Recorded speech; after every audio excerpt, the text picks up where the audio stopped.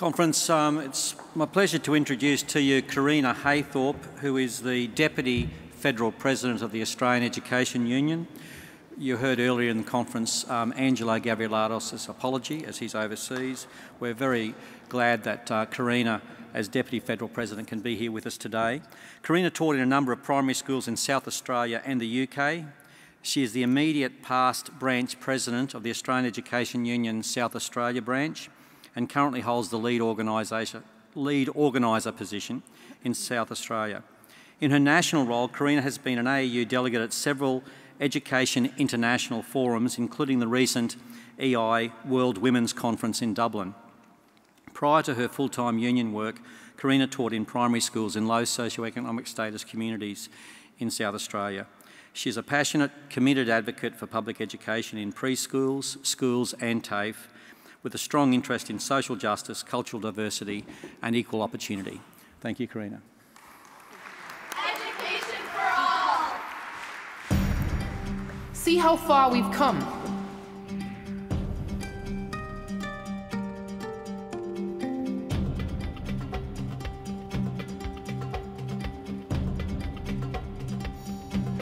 Since 2000, the number of children out of school has dropped nearly in half. 50 million more children have been given a chance at education, a chance that may never have come without a concerted global effort.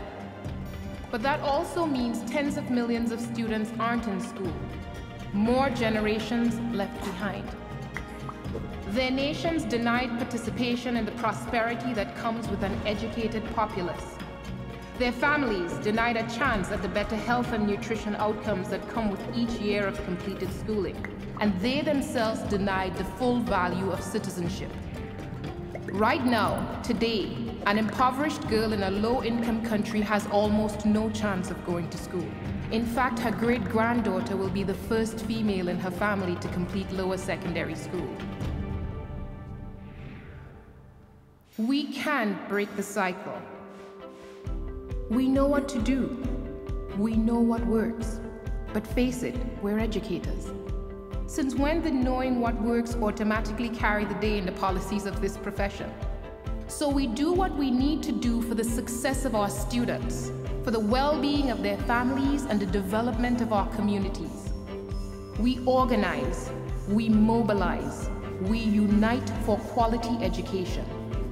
More than 30 million educators from 172 countries represented by Education International have mounted an unprecedented campaign: quality teaching, quality tools and resources, and quality environments for teaching and learning. We know our history. 65 years ago, the Universal Declaration of Human Rights said, "Education shall be directed to the full development of the human personality and to the strengthening of respect for human rights and fundamental freedoms." We know our math. 1/4 of the youth population cannot read all or part of a sentence. In a third of countries analyzed, less than 3/4 of existing primary school teachers are trained to national standards. We know our civics. Governments globally are not meeting their funding commitments to education or teacher training and support. We know our politics. Too often, it's blame the educators. But facts are very stubborn. Quality education for all requires investments in quality teaching through training, continuous professional development, decent salaries, and the tools and environments to facilitate teaching and learning. Now, current events. The UN is deciding whether quality education is a critical development goal, whether we will not only put children in school, but provide them the quality education we all need them to have. The Unite for Quality Education campaign is recognized as the voice of the world's educators in these key decisions. More than 100 nations will see events led by educator unions this year to send messages to the United Nations. Quality education is a human right for all, not a privilege for the few. In October, we deliver those messages to the United Nations. Will Education International be delivering thousands, tens of thousands, or millions of messages from educators? That's up to you. Are you in? Is your organization in? To find out, to get involved, to make a difference, stay tuned. Or start by clicking into unite4education.org.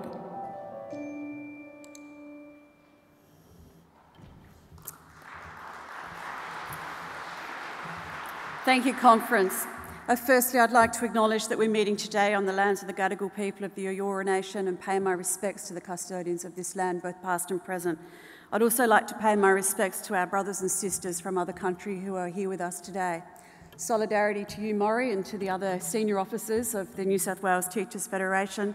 Solidarity to Pat Forward and to my QTU colleagues, Graham and Kevin, and also to other guests. But most importantly, solidarity to you, delegates, because here you are today, working together, fighting for the things that we believe in. I think that's fantastic. You've just had a brief introduction. It's not up on the screen anymore, so I won't stop looking at that big screen. You've just had a brief introduction to the Unite for Quality Education, Better Education for a Better World campaign. As you'd be aware, the AU is an affiliate of EI. We stand with the 30 million members in over 400 affiliated organisations in 172 countries. And we share a common purpose with these members, and that is the thing that you've been talking about today, the importance for every child right across the world to have access to a quality education. Unite for Quality Education is a campaign of EI, but it goes further than that. It's also a campaign of teachers and educators right across the globe. People who are standing together to demand that quality education for all remains at the top of the agenda for a sustainable, peaceful and a prosperous future for our children. Comrades, it's a sad reality that many countries will not reach the Education for All goals, nor the Education Millennium Development Goals target by the 2015 date. There are tens of millions of children, as you've seen, who are not in school and who live in poverty. Some of the obstacles that have hindered access for those children include to have quality education for all, include the shortage of qualified teachers, poor infrastructure and resources, and gender inequality. Earlier this year, I had the privilege of attending the second EI World Women's Conference in Dublin, and during that conference I heard many stories from EI affiliates about the realities facing teachers, students and their families in their countries. I have two daughters. Anna is 15 and Kate is 12. And some of the stories in particular from our sisters and brothers from Africa who shared the challenges of educating girls in their communities have stayed fresh in my mind. We learnt that in Ghana, there are regions where girls are not considered to be children, nor are they referred to as a child. Boys are children, but girls are seen as commodities. Commodities to be traded off on the marriage market to support the family, or, and this was stated, to pay for the secondary education of the boys in the family. Often young girls, as young as 10 and 11, are sold off to much older men and end up pregnant, with their young bodies not being able to cope with the physical trauma of giving birth and ending up with extensive internal damage. Rather than care for these children, who have become adults far too young, many husbands simply set them aside and take another child bride. Consequently, their families reject them and the girls are forced into child labour or into prostitution just to survive. In other regions of Africa, parents will not send their daughters to school because they're frightened that their girls will be abducted and will end up on the sex trafficking market or as a child soldier. Indeed, in Nigeria just 2 months ago, we saw the abduction of 200 schoolgirls and the subsequent angst for their families who believed it was right and proper for their girls to be educated. It's resulted in a worldwide campaign, and hopefully you've seen it, #BringBackOurGirls. So gender equality is vitally important because the worldwide literacy rate for women is far higher than that for men. About 30 million girls of primary school age are out of school. In lower secondary, over 34 million female adolescents are out of school, and 2/3 of the 774 million illiterate people in the world are female. Issues such as HIV/AIDS, poverty, violent conflict, child labour, and natural disasters all impact on the provisions of and access to quality education. AIDS in particular has meant that many schools have to contend with children who've lost their parents, their grandparents and their support networks, and who live in child-only households. And at the conference we heard stories from the teachers about the impact on the education of these children.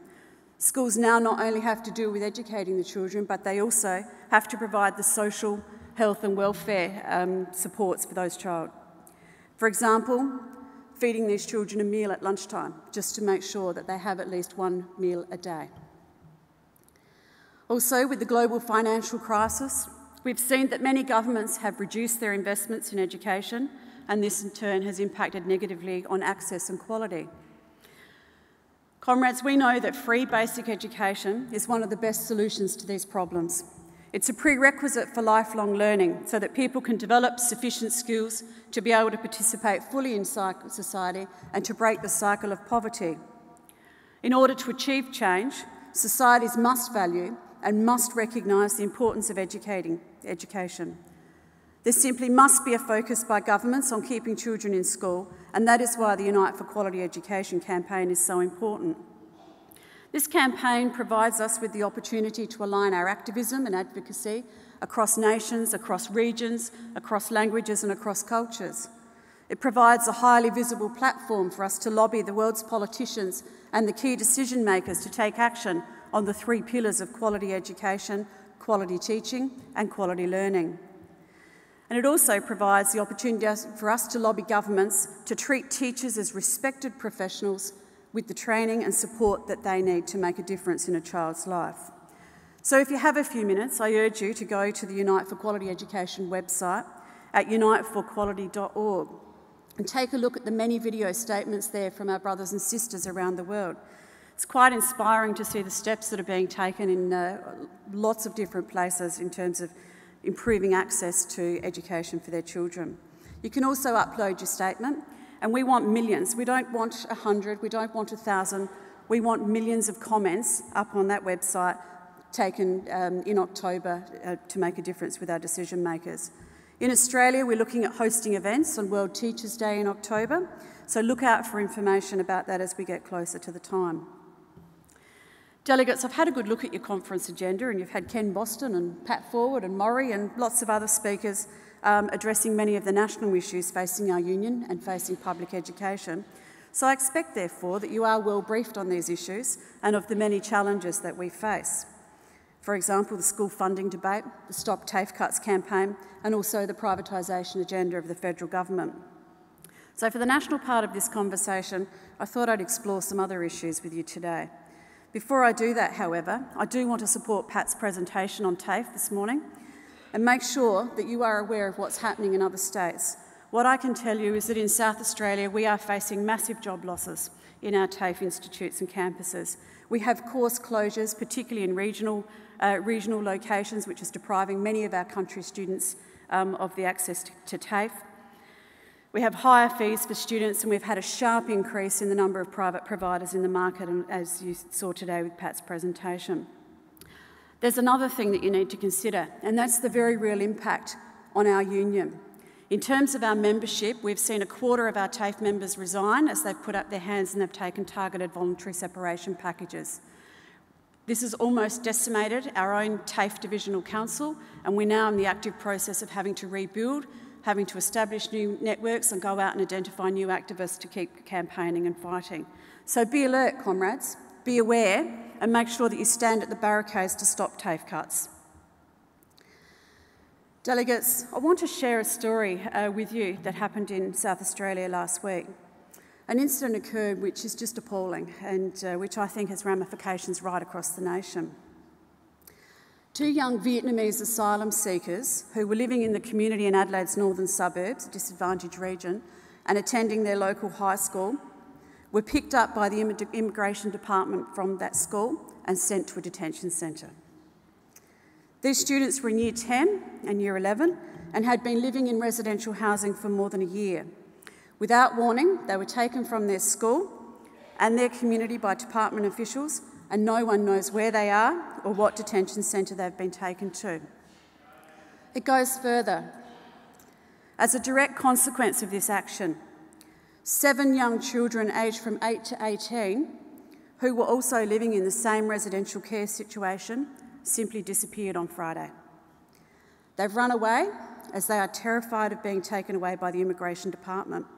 To date, they've not been found, and one can only imagine the terror and the trauma that these children are experiencing. All of the children were considered to be settled in their new community and to be highly accomplished students. I can also see some irony in the fact that this incident happened one day after a Vietnamese refugee was named as South Australia's next governor. Hugh Van Lee arrived in Australia by boat in 1977 after fleeing Vietnam, and he's quoted as saying he arrived with an invisible suitcase full of dreams. Mandatory detention of children seeking asylum violates their rights, and it violates their right to an education in particular. It's an appalling state of affairs when the federal government actively denies these children the basic rights of safety and education. And I know that you would agree that this education must be delivered in a school and not a detention centre.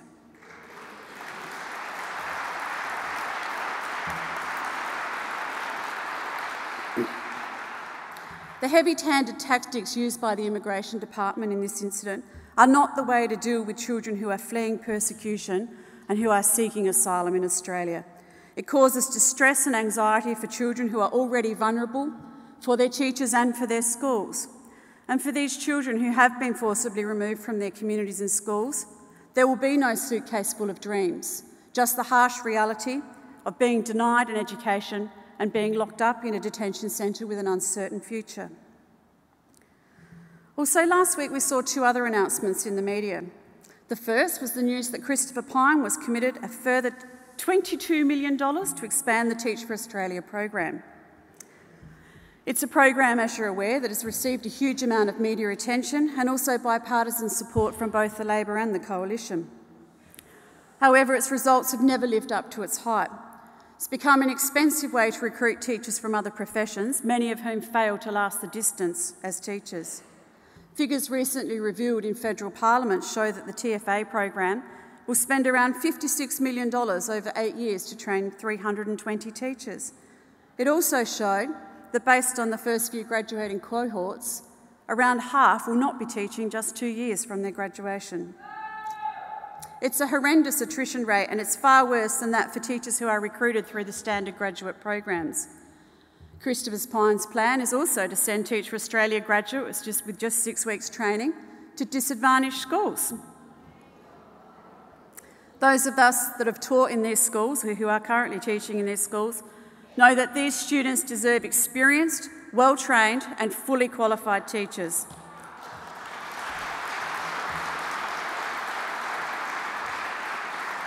Teachers who have a proper understanding of how to deal with the complex issues in disadvantaged regions.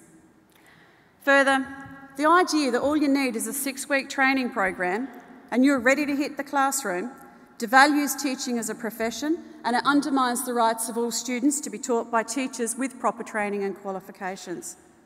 We see teaching as a profession. It's one that requires proper training before students enter the classroom, with consistent professional development throughout their careers.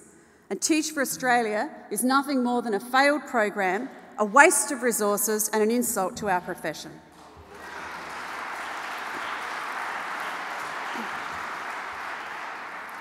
The second announcement was the release of the OECD Teaching and Learning International Survey on Tuesday, and Joan has mentioned some of the stats. I'm a little bit worried about talking about stats now after our previous speaker in the debate, but anyway, let's proceed.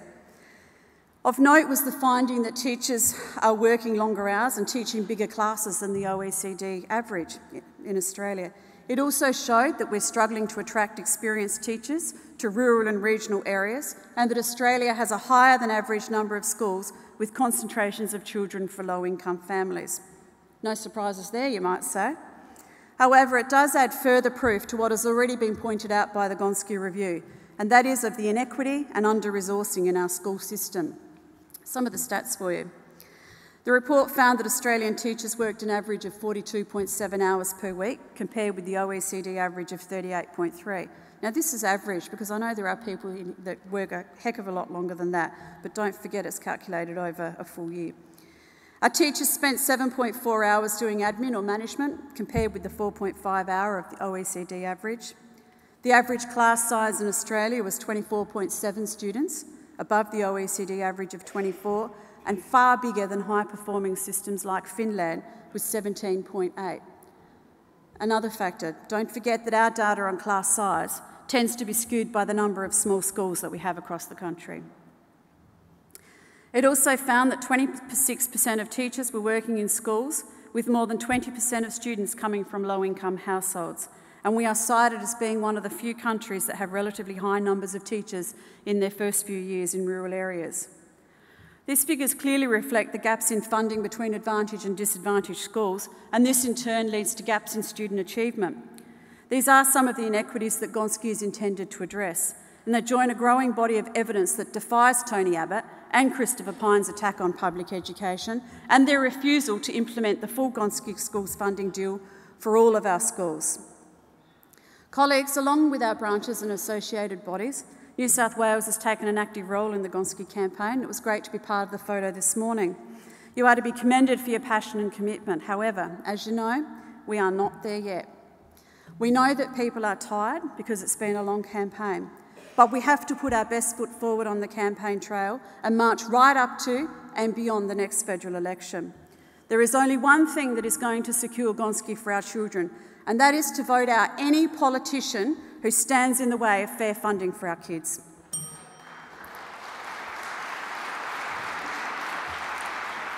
To that end, we are trialling pilot programs in the electorates of Lyons, Lindsay and Hindmarsh. And if you want more information about what's happening in Lindsay, I know you can speak to Henry and Michael. We intend to recruit volunteers and increase our campaign supporters. Once these pilots are underway, they're going to provide the foundation for a marginal seat campaign to be rolled out right up to the next election. And finally, the federal budget. With more than $80 billion in budget cuts across health and education, social welfare, people with disabilities, Medicare, family benefits, uni fees and pensions, this budget went after everyone except for the big corporate end of town. The only good news is the massive outpouring of protests across the nation. March in March, May, July, march in every month all the way up to the federal election. Bust the budget rallies, healthcare, education rallies, Facebook, Twitter, Get Up and more. What we have seen since the federal election is a broad social movement which has the capacity to change the direction of our nation. And comrades, we need to maintain the anger and commitment of all involved. So I urge you to get active, rallies, social media, whatever is your thing, do it. Most importantly, continue to speak to your neighbours, your families and your friends, because the power of a conversation can change the minds of people. Martin Luther King said that our lives begin to end the day that we are silent about things that matter. Our role as union activists is never to be silent. We must always be heard publicly, professionally and privately, because public education matters. Thank you.